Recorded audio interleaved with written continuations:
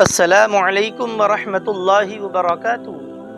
پیارے دوستو، آج کی اس ویڈیو میں ہم آپ سے بات کرنے والے ہیں ایک ایسی پاورفل سورہ مبارکہ کے بارے میں جو سورہ ایسے وقت میں کام آتی ہے جہاں بڑے سے بڑے تعویذات جہاں فیل ہو جائیں وہاں پر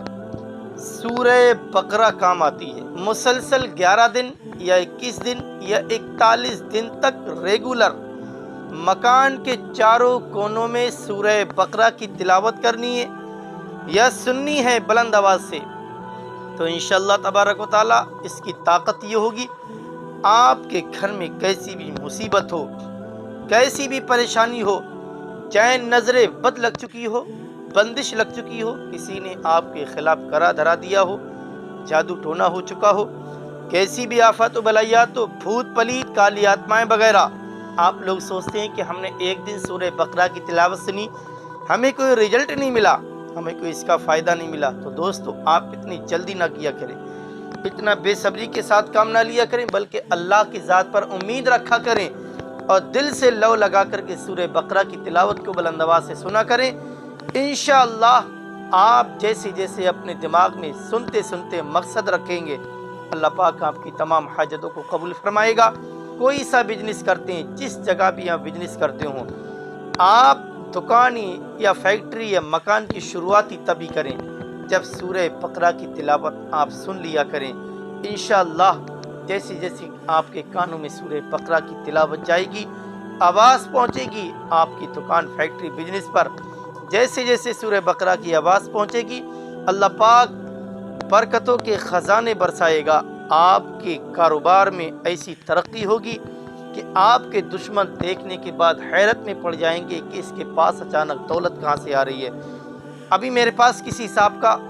2 سے 3 دن پہلے فون آیا، میں نے سورہ بقرہ کی جو فضیلت بتائی تھی، ان صاحب کا یہ کہنا ہے کہ میں کافی سمے سے پریشان تھا، سورہ بقرہ میں سن رہا ہوں، الحمدللہ یہ 3 سے 4 دن کا رزلٹ ہے کہ مجھے کافی سکون ہے، میرے گھر میں رونق ہے، کاروبار میں ترقی ہے، میری دکان شاپ پر کسٹمر نہیں آتے تھے، کسٹمر آنا شروع ہو چکے ہیں، اور کافی دعائیں دیں۔ اس لیے گزارش ہے میری آپ سے بڑے ادب کے ساتھ، دوستو اگر اس طرح کی ویڈیو آپ کو اچھی لگے تو اس ویڈیو کو لائک کر دیجیے گا، چینل کو سبسکرائب کر دیجیے گا، آپ کا پورا فرض ہے، بڑی محنت مشقت کرنے کے بعد یہ ویڈیو آپ تک پہنچاتے ہیں۔ آئیے دوستو تو سن لیتے ہیں سورہ بقرہ کی تلاوت۔ اعوذ باللہ من الشیطان الرجیم، بسم اللہ الرحمن الرحیم، يسألونك عن العلة قل هي مواقيت للناس والحج وليس البر بأن تأتوا البيوت من ظهورها ولكن البر من اتقى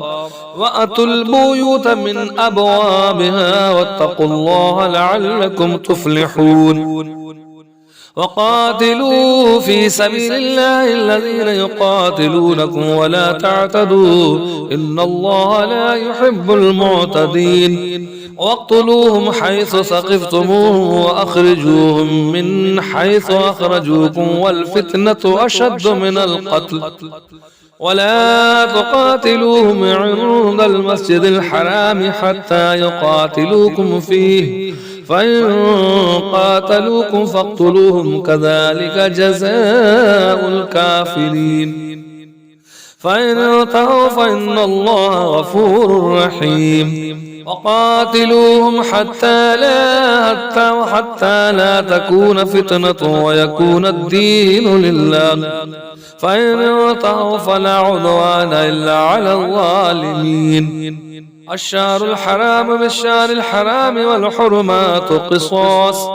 فمن اعتدى عليكم فاعتدوا عليه بمثل ما اعتدى عليكم واتقوا الله واعلموا أن الله مع المتقين وأنفقوا في سبيل الله ولا تلقوا بأيديكم إلى التهلكة وأحسنوا إن الله يحب المحسنين وأتموا الحج والعمرة لله فإن حصرتم فما استيسر من الهدي ولا تحلقوا رؤوسكم حتى يبلغ الهدي محله فمن كان منكم مريضا أو به أذى من رأسه ففدية من صيام أو صدقة أو نسك فإذا أمنتم فمن تمتع بالعمرة إلى الحج فما استيسر من الهدي، فمن لم يجد فصيام 3 أيام في الحج و7 إذا رجعتم، تلك 10 كاملة، ذلك لمن لم يكن أهله حاضر المسجد الحرام، واتقوا الله واعلموا أن الله شديد العقاب. الحج أشهر معلومات، فمن فرض فيهن الحج فلا رفث ولا فسوق ولا جدال في الحج، وما تفعلوا من خير يعلمه الله، وتزودوا فإن خير الزاد التقوى، واتقون يا أولي الألباب. ليس عليكم جناح أن تبتغوا فضلا من ربكم، فإذا أفضتم من عرفات فاذكروا الله عند المشعر الحرام، واذكروا كما هداكم، وإن كنتم من قبله لمن الضالين. ثم أفيضوا من حيث أفاض الناس واستغفروا الله، إن الله غفور رحيم. فإذا قضيتم مناسككم فاذكروا الله كذكركم آباءكم أو أشد ذكرا. فمن الناس من يقول ربنا آتنا في الدنيا وما له في الآخرة من خلاق، ومنهم من يقول ربنا آتنا في الدنيا حسنة وفي الآخرة حسنة وقنا عذاب النار. أولئك لهم نصيب مما كسبوا والله سريع الحساب. واذكروا الله في أيام معدودات، فمن تعجل في يومين فلا إثم عليه، ومن تأخر فلا إثم عليه لمن اتقى. واتقوا الله واعلموا أنكم إليه تحشرون. ومن الناس من يعجبك قوله في الحياة الدنيا ويشهد الله على ما في قلبه وهو ألد الخصام، وإذا تولى سعى في الأرض ليفسد فيها ويهلك الحرث والنسل، والله لا يحب الفساد. وإذا قيل له اتق الله أخذته العزة بالإثم فحسبه جهنم ولا بئس المهاد. ومن الناس من يشري نفسه ابتغاء مرضات الله والله رؤوف بالعباد. يا أيها الذين آمنوا ادخلوا في السلم كافة ولا تتبعوا خطوات الشيطان إنه لكم عدو مبين. فإن سللتم من بعد ما جاءتكم البينات فاعلموا أن الله عزيز حكيم. هل ينظرون إلا أن يأتيهم الله في ظلل من الغمام والملائكة وقضي الأمر وإلى الله ترجع الأمور. سل بني إسرائيل كم آتيناهم من آية بينة، ومن يبدل نعمة الله من بعد ما جاءته فإن الله شديد العقاب. زين للذين كفروا الحياة الدنيا ويسخرون من الذين آمنوا، والذين اتقوا فوقهم يوم القيامة، والله يرزق من يشاء بغير حساب. كان الناس أمة واحدة فبعث الله النبيين مبشرين ومنذرين وأنزل معهم الكتاب بالحق ليحكم بين الناس فيما اختلفوا فيه، وما اختلف فيه إلا الذين أوتوه من بعد ما جاءتهم البينات بغيا بينهم، فهدى الله الذين آمنوا لما اختلفوا فيه من الحق بإذنه، والله يهدي من يشاء إلى صراط مستقيم. أم حسبتم أن تدخلوا الجنة ولما يأتكم مثل الذين خلوا من قبلكم مستهم البأساء والضراء وزلزلوا حتى يقول الرسول والذين آمنوا معه متى نصر الله ألا إن نصر الله قريب يسألونك ماذا ينفقون قل ما أنفقتم من خير فللوالدين والأقربين واليتامى والمساكين وابن السبيل وما تفعلوا من خير فإن الله به عليم كتب عليكم القتال وهو كره لكم وعسى أن تكرهوا شيئا وهو خير لكم وعسى أن تحبوا شيئا وهو شر لكم والله يعلم وأنتم لا تعلمون يسألونك عن الشهر الحرام قتال فيه قل قتال فيه كبير وصد عن سبيل الله وكفر به والمسجد الحرام وإخراج أهله منه أكبر عند الله والفتنة أكبر من القتل ولا يزالون يقاتلونكم حتى يردوكم عن دينكم إن استطاعوا ومن يرتد منكم عن دينه فيمت وهو كافر فأولئك حبطت أعمالهم في الدنيا والآخرة وأولئك أصحاب النار هم فيها خالدون إن الذين آمنوا والذين هاجروا وجاهدوا في سبيل الله أولئك يرجون رحمة الله والله غفور رحيم يسألونك عن الخمر والميسر قل فيهما إثم كبير ومنافع للناس وإثمهما أكبر من نفعهما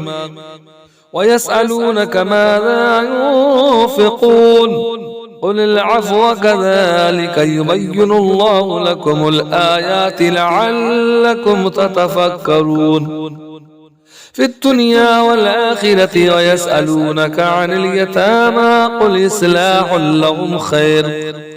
وإن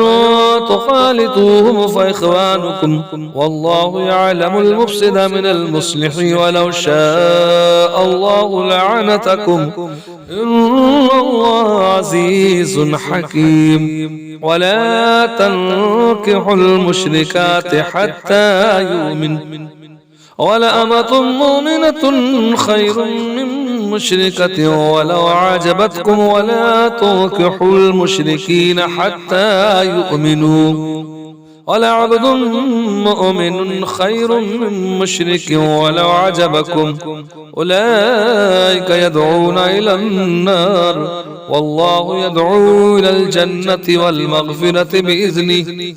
ويبين الآيات للناس لعلهم يتذكرون ويسألونك عن المحيض قل هو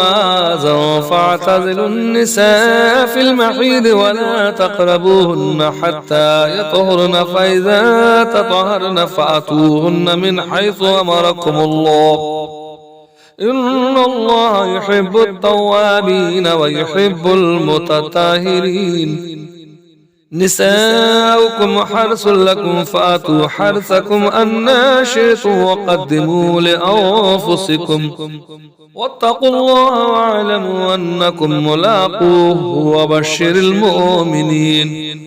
ولا تجعلوا الله عرضة لأيمانكم أن تبروا وتتقوا وتصلحوا بين الناس والله سميع عليم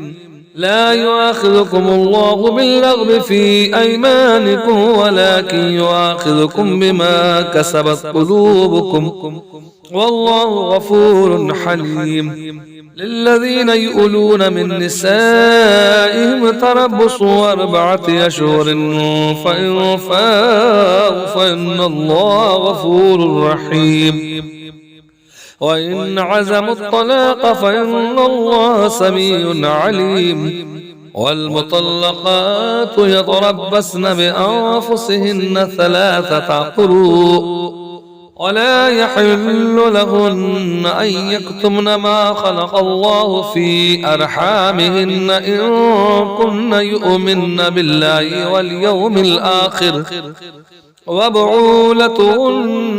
أحق بردهن في ذلك إن أرادوا إصلاحا ولهن مثل الذي عليهن بالمعروف وللرجال عليهن درجة والله عزيز حكيم. الطلاق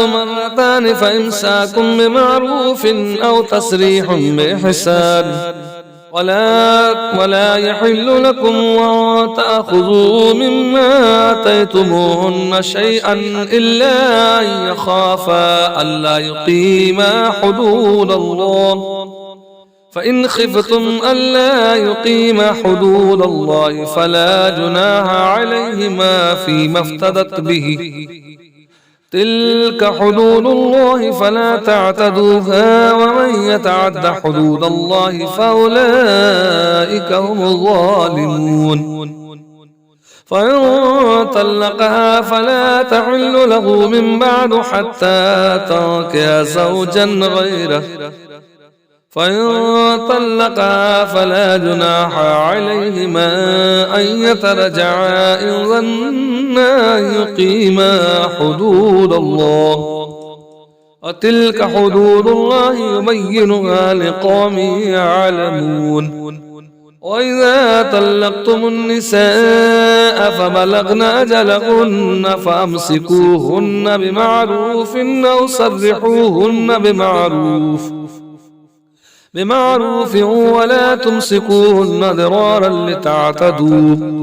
ومن يفعل ذلك فقد ظلم نفسه. ولا تتخذوا آيات الله هزوا واذكروا نعمة الله عليكم وما أنزل عليكم من الكتاب والحكمة يعظكم به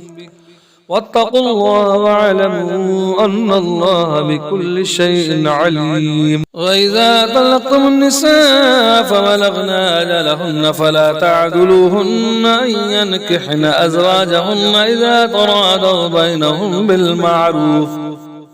ذلك يوعظ به من كان منكم يؤمن بالله واليوم الآخر ذلكم أزكى لكم وأطهر والله يعلم وأنتم لا تعلمون. والوالدات يرضعن أولادهن حولين كاملين لمن أراد أن يتم الرضاعة وعلى المولود له رزقهن وكسوتهن بالمعروف لا تكلف نفس إلا وسعها لا تضار والدة بولدها ولا مولود له بولده وعلى الوارث مثل ذلك فإن أراد فسالا عن تراض منهما وتشاور فلا جناح عليهما. وإن أردتم أن تسترضعوا أولادكم فلا جناح عليكم إذا سلمتم ما آتيتم بالمعروف واتقوا الله واعلموا أن الله بما تعملون بصير. والذين يتوفون منكم ويذرون أزواجا يتربصن بأنفسهن 4 أشهر وعشرا فإذا بلغن أجلهن فلا جناح عليكم فيما فعلن في أنفسهن بالمعروف والله بما تعملون خبير. ولا جناح عليكم فيما عرضتم به من خطبة النساء أو أكننتم في أنفسكم علم الله أنكم ستذكرونهن ولكن لا تواعدوهن سرا إلا أن تقولوا قولا معروفا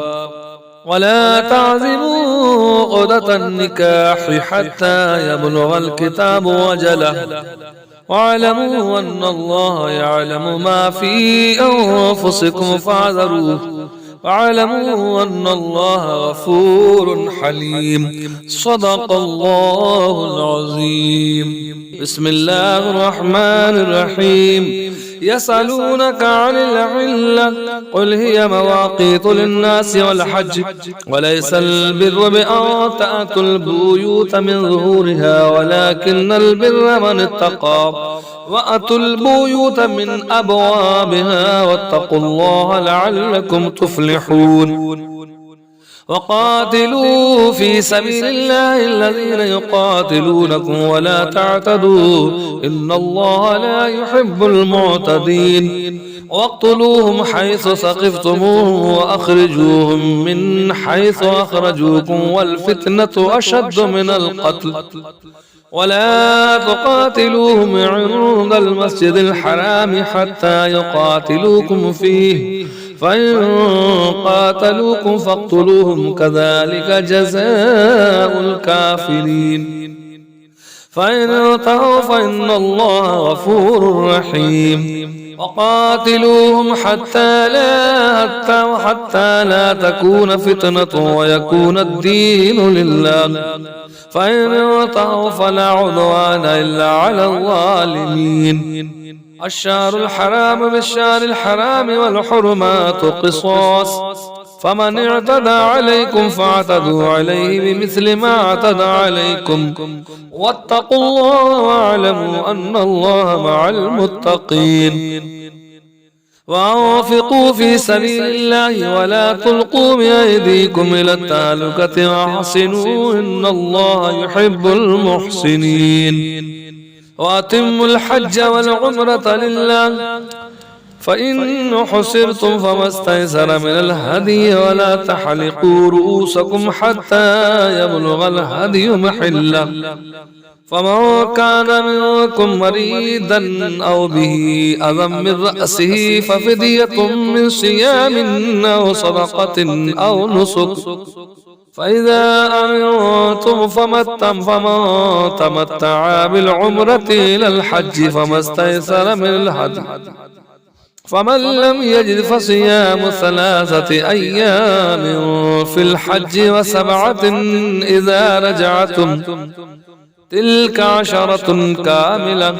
ذلك لمن لم يكن أهله حاضر المسجد الحرام واتقوا الله واعلموا أن الله شديد العقاب. الحج أشهر معلومات فمن فرض فيهن الحج فلا رفث ولا فسوق ولا جدال في الحج وما تفعلوا من خير يعلمه الله وتزودوا فإن خير الزاد التقوى واتقون يا أولي الألباب. ليس عليكم جناح أن تبتغوا فضلا من ربكم فإذا أفضتم من عرفات فاذكروا الله عند المشعر الحرام واذكروه كما هداكم وإن كنتم من قبله لمن الضالين. ثم أفيضوا من حيث أفاض الناس واستغفروا الله إن الله غفور رحيم. فإذا قضيتم مناسككم فاذكروا الله كذكركم آباءكم أو أشد ذكرا فمن الناس من يقول ربنا آتنا في الدنيا وما له في الآخرة من خلاق ومنهم من يقول ربنا آتنا في الدنيا حسنة وفي الآخرة حسنة وقنا عذاب النار. أولئك لهم نصيب مما كسبوا والله سريع الحساب. واذكروا الله في أيام معدودات فمن تعجل في يومين فلا إثم عليه ومن تأخر فلا إثم عليه لمن اتقى واتقوا الله واعلموا أنكم إليه تحشرون. ومن الناس من يعجبك قوله في الحياة الدنيا ويشهد الله على ما في قلبه وهو ألد الخصام وإذا تولى سعى في الأرض ليفسد فيها ويهلك الحرث والنسل والله لا يحب الفساد وإذا قيل له اتق الله أخذته العزة بالإثم فحسبه جهنم ولا بئس المهاد ومن الناس من يشري نفسه ابتغاء مرضات الله والله رؤوف بالعباد يا أيها الذين آمنوا ادخلوا في السلم كافة ولا تتبعوا خطوات الشيطان إنه لكم عدو مبين فإن سللتم من بعد ما جاءتكم البينات فاعلموا أن الله عزيز حكيم هل ينظرون إلا أن يأتيهم الله في ظلل من الغمام والملائكة وقضي الأمر وإلى الله ترجع الأمور سل بني إسرائيل كم آتيناهم من آية بينة ومن يبدل نعمة الله من بعد ما جاءته فإن الله شديد العقاب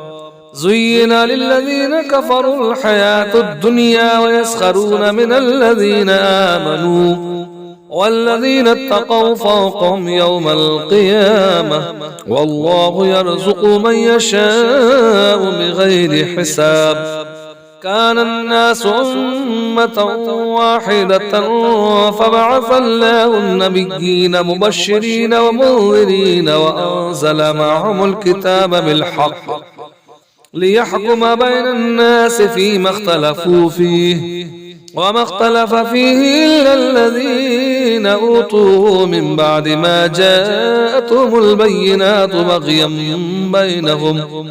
فهدى الله الذين آمنوا لما اختلفوا فيه من الحق بإذنه والله يهدي من يشاء إلى صراط مستقيم أم حسبتم أن تدخلوا الجنة ولما يأتكم مثل الذين خلوا من قبلكم مستهم البأساء والضراء وزلزلوا حتى يقول الرسول والذين آمنوا معه متى نصر الله ألا إن نصر الله قريب يسألونك ماذا ينفقون قل ما أنفقتم من خير فللوالدين والأقربين واليتامى والمساكين وابن السبيل وما تفعلوا من خير فإن الله به عليم كتب عليكم القتال وهو كره لكم وعسى أن تكرهوا شيئا وهو خير لكم وعسى أن تحبوا شيئا وهو شر لكم والله يعلم وأنتم لا تعلمون يسألونك عن الشهر الحرام قتال فيه قل قتال فيه كبير وصد عن سبيل الله وكفر به والمسجد الحرام وإخراج أهله منه أكبر عند الله والفتنة أكبر من القتل ولا يزالون يقاتلونكم حتى يردوكم عن دينكم إن استطاعوا ومن يرتد منكم عن دينه فيمت وهو كافر فأولئك حبطت أعمالهم في الدنيا والآخرة وأولئك أصحاب النار هم فيها خالدون إن الذين آمنوا والذين هاجروا وجاهدوا في سبيل الله أولئك يرجون رحمة الله والله غفور رحيم يسألونك عن الخمر والميسر قل فيهما إثم كبير ومنافع للناس وإثمهما أكبر من نفعهما ويسألونك ماذا ينفقون قل العفو كذلك يبين الله لكم الآيات لعلكم تتفكرون في الدنيا والآخرة. ويسألونك عن اليتامى قل إصلاح لهم خير وإن تخالطوهم فإخوانكم والله يعلم المفسد من المصلح ولو شاء الله لعنتكم إن الله عزيز حكيم. ولا تنكحوا المشركات حتى يؤمن ولأمة مؤمنة خير من مشركة ولو عجبتكم ولا تنكحوا المشركين حتى يؤمنوا ولعبد مؤمن خير من مشرك ولو عجبكم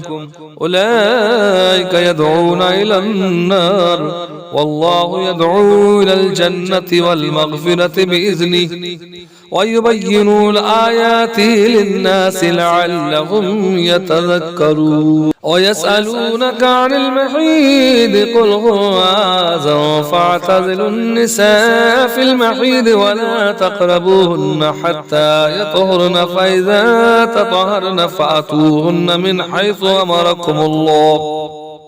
إن الله يحب التوابين ويحب المتطهرين. نساؤكم حرث لكم فأتوا حرثكم أنى شئتم وقدموا لأنفسكم واتقوا الله واعلموا أنكم ملاقوه وبشر المؤمنين. ولا تجعلوا الله عرضة لأيمانكم أن تبروا وتتقوا وتصلحوا بين الناس والله سميع عليم. لا يؤاخذكم الله باللغو في أيمانكم ولكن يؤاخذكم بما كسبت قلوبكم والله غفور حليم. للذين يؤلون من نسائهم تربص 4 أشهر فإن فاءوا فإن الله غفور رحيم. وإن عزموا الطلاق فإن الله سميع عليم. والمطلقات يتربصن بأنفسهن 3 قروء ولا يحل لهن أن يكتمن ما خلق الله في أرحامهن إن كن يؤمن بالله واليوم الآخر وبعولتهن أحق بردهن في ذلك إن أرادوا إصلاحا ولهن مثل الذي عليهن بالمعروف وللرجال عليهن درجة والله عزيز حكيم. الطلاق 2 فإمساك بمعروف أو تسريح بإحسان ولا يحل لكم أن تأخذوا مما آتيتموهن شيئا إلا أن يخافا ألا يقيما حدود الله فإن خفتم ألا يقيما حدود الله فلا جناح عليهما فيما افتدت به تلك حدود الله فلا تعتدوها ومن يتعد حدود الله فأولئك هم الظالمون. فإن طلقها فلا تحل له من بعد حتى تنكح زوجا غيره فإن طلقها فلا جناح عليهما أن يترجعا إن ظنا أن يقيما حدود الله وتلك حدود الله يبينها لقوم يعلمون. وإذا طلقتم النساء فبلغن أجلهن فأمسكوهن بمعروف أو سرحوهن بمعروف ولا تمسكوهن ضرارا لتعتدوا ومن يفعل ذلك فقد ظلم نفسه.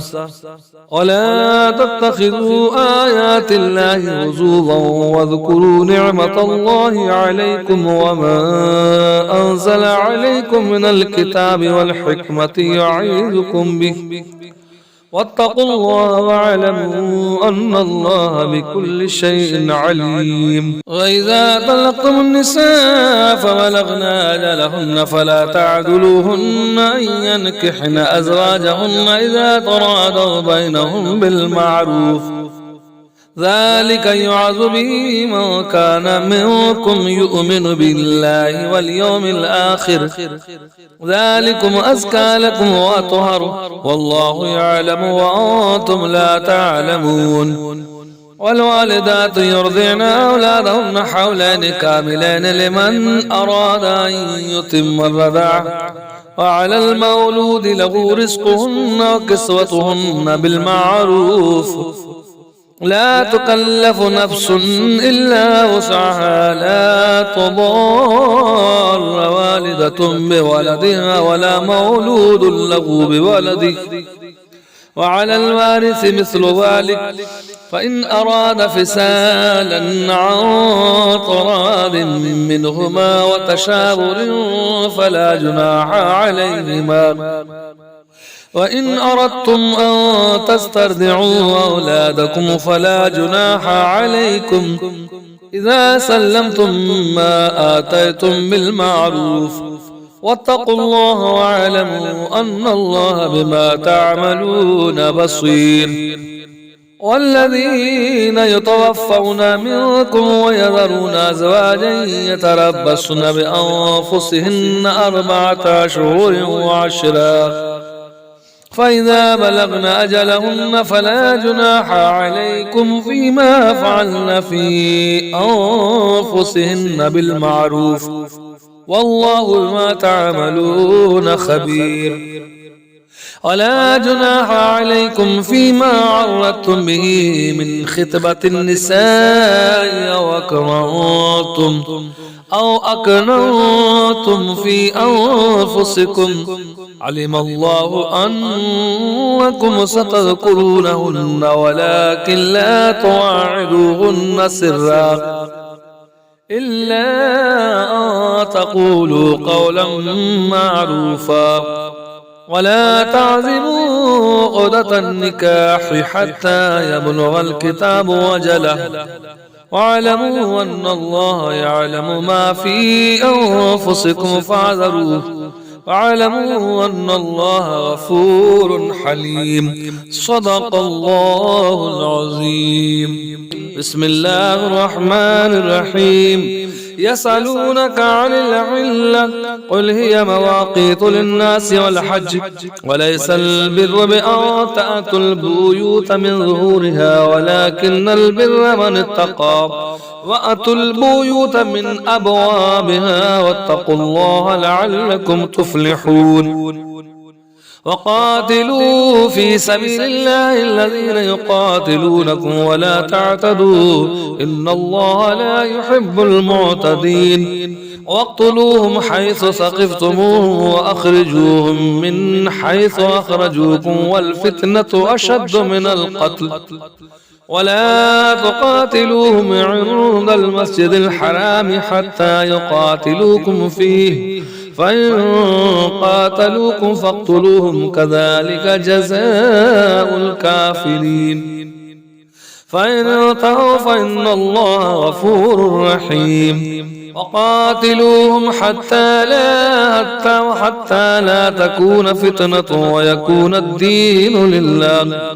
فإن انتهوا فلا عدوان إلا على الظالمين. الشهر الحرام بالشهر الحرام والحرمات قصاص،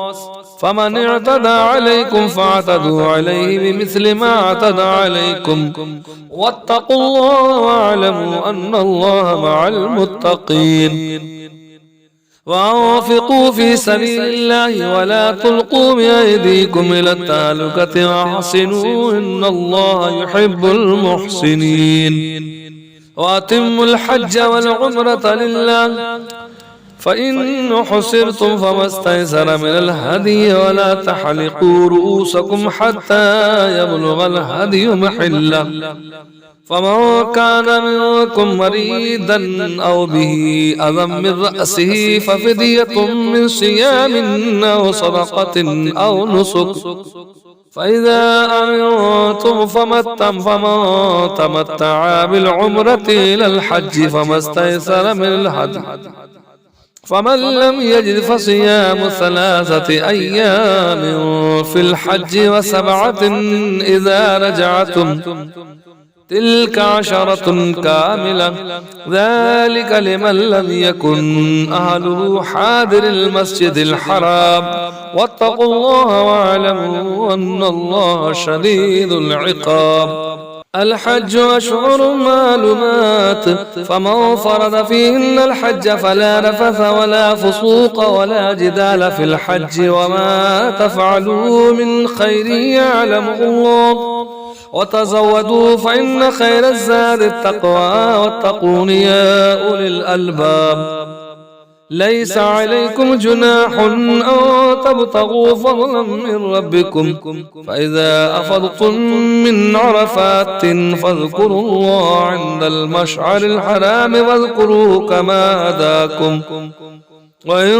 كنتم من قبله لمن الضالين. ثم أفيضوا من حيث أفاض الناس واستغفروا الله، إن الله غفور رحيم.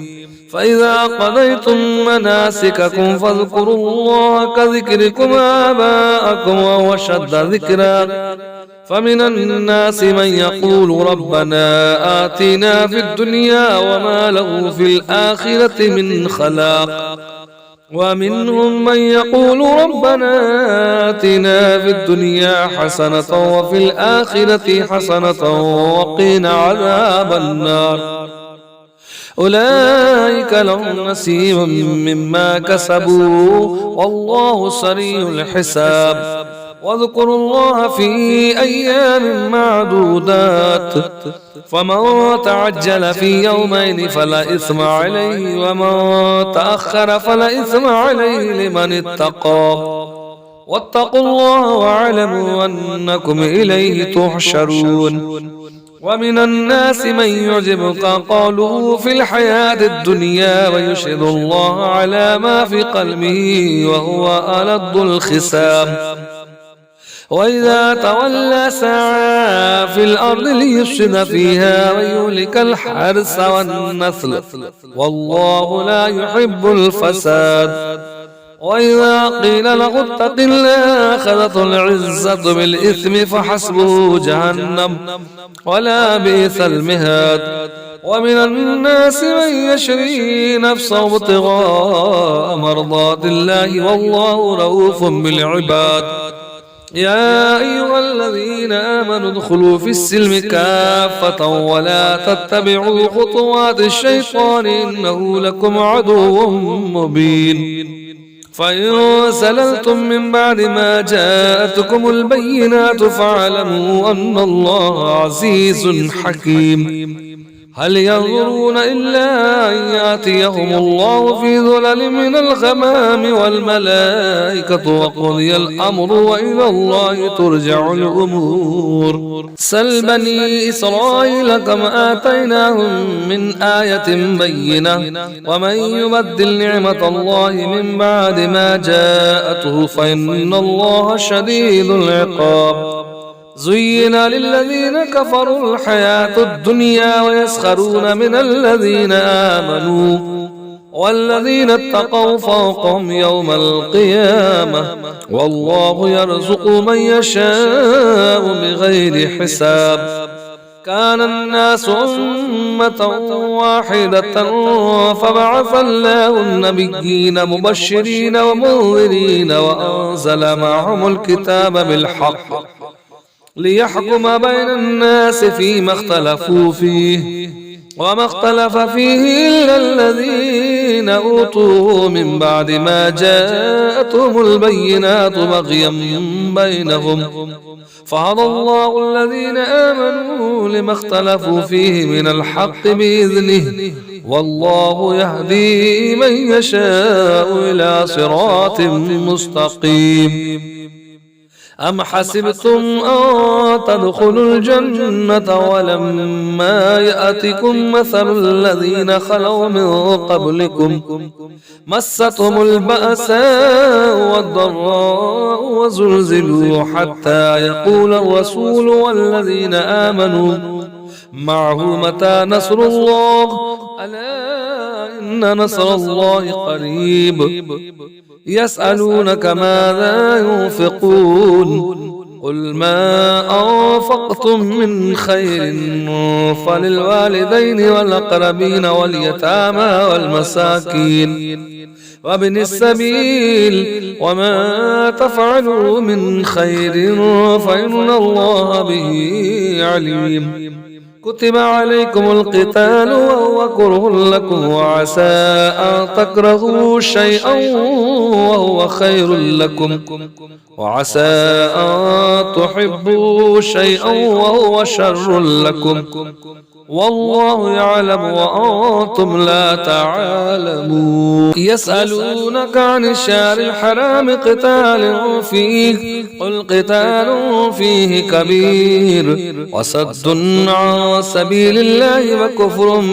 به والمسجد الحرام وإخراج أهله منه أكبر عند الله والفتنة أكبر من القتل ولا يزالون يقاتلونكم حتى يردوكم عن دينكم إن استطاعوا ومن يرتد منكم عن دينه فيمت وهو كافر فأولئك حبطت أعمالهم في الدنيا والآخرة وأولئك أصحاب النار هم فيها خالدون إن الذين آمنوا والذين هاجروا وجاهدوا في سبيل الله أولئك يرجون رحمة الله والله غفور رحيم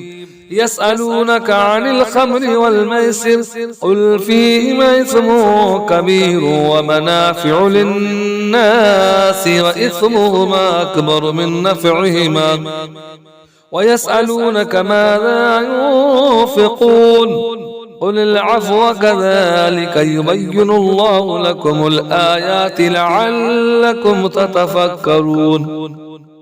في الدنيا والآخرة ويسألونك عن اليتامى قل إصلاح لهم خير وإن تخالطوهم فإخوانكم والله يعلم المفسد من المصلح ولو شاء الله لعنتكم إن الله عزيز حكيم ولا تنكحوا المشركات حتى يؤمن ولأمة مؤمنة خير من مشركة ولو عجبتكم ولا تنكحوا المشركين حتى يؤمنوا ولعبد مؤمن خير من مشرك ولو عجبكم أولئك يدعون إلى النار والله يدعو إلى الجنة والمغفرة بإذنه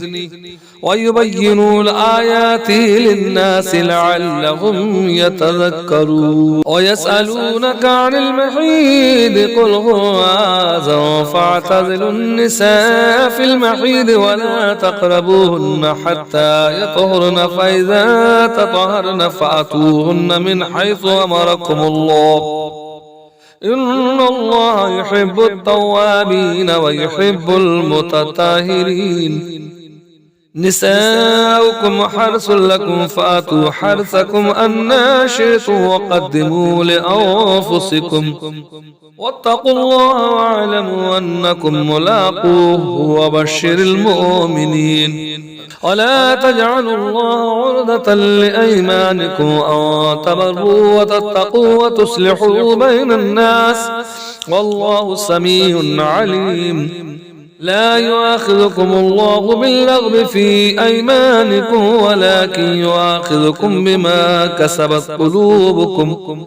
والله غفور حليم للذين يؤلون من نسائهم تربص 4 أشهر فإن فاءوا فإن الله غفور رحيم وإن عزموا الطلاق فإن الله سميع عليم. والمطلقات يتربصن بأنفسهن 3 قروء ولا يحل لهن أن يكتمن ما خلق الله في أرحامهن إن كن يؤمن بالله واليوم الآخر وبعولتهن أحق بردهن في ذلك إن أرادوا إصلاحا ولهن مثل الذي عليهن بالمعروف وللرجال عليهن درجة والله عزيز حكيم. طلاق 2 فإمساك بمعروف أو تسريح بإحسان ولا يحل لكم أن تأخذوا مما آتيتموهن شيئا إلا أن يخافا ألا يقيما حدود الله فإن خفتم ألا يقيما حدود الله فلا جناح عليهما فيما افتدت به تلك حدود الله فلا تعتدوها ومن يتعد حدود الله فأولئك هم الظالمون. وإن طلقها فلا تحل له من بعد حتى تنكح زوجا غيره وإن طلقها فلا جناح عليهما أن يتراجعا إن ظنا أن يقيما حدود الله وتلك حدود الله يبينها لقوم يعلمون. وإذا طلقتم النساء فبلغن أجلهن فأمسكوهن بمعروف أو سرحوهن بمعروف ولا تمسكوهن ضرارا لتعتدوا ومن يفعل ذلك فقد ظلم نفسه. ولا تتخذوا آيات الله هزوا واذكروا نعمة الله عليكم وما أنزل عليكم من الكتاب والحكمة يعظكم به واتقوا الله واعلموا أن الله بكل شيء عليم. وإذا طلقتم النساء فبلغن أجلهن فلا تعدلوهن أن ينكحن أزواجهن إذا تراضوا بينهم بالمعروف ذلك يوعظ به من كان منكم يؤمن بالله واليوم الآخر ذلكم أزكى لكم وأطهر والله يعلم وأنتم لا تعلمون. والوالدات يرضعن أولادهن حولين كاملين لمن أراد أن يتم الرضاعة وعلى المولود له رزقهن وكسوتهن بالمعروف لا تكلف نفس إلا وسعها لا تضار والدة بولدها ولا مولود له بولده وعلى الوارث مثل ذلك فإن أراد فسالا عن تراض منهما وتشاور فلا جناح عليهما. وإن أردتم أن تسترضعوا أولادكم فلا جناح عليكم إذا سلمتم ما آتيتم بالمعروف واتقوا الله واعلموا أن الله بما تعملون بصير. والذين يتوفون منكم ويذرون أزواجا يتربصن بأنفسهن 4 أشهر وعشرا فإذا بلغن أجلهن فلا جناح عليكم فيما فعلن في أنفسهن بالمعروف والله بما تعملون خبير. ولا جناح عليكم فيما عرضتم به من خطبة النساء أو أكننتم في أنفسكم علم الله أنكم ستذكرونهن ولكن لا تواعدوهن سرا إلا أن تقولوا قولا معروفا ولا تعزموا عقدة النكاح حتى يبلغ الكتاب وجله واعلموا أن الله يعلم ما في أنفسكم فاحذروه واعلموا أن الله غفور حليم صدق الله العظيم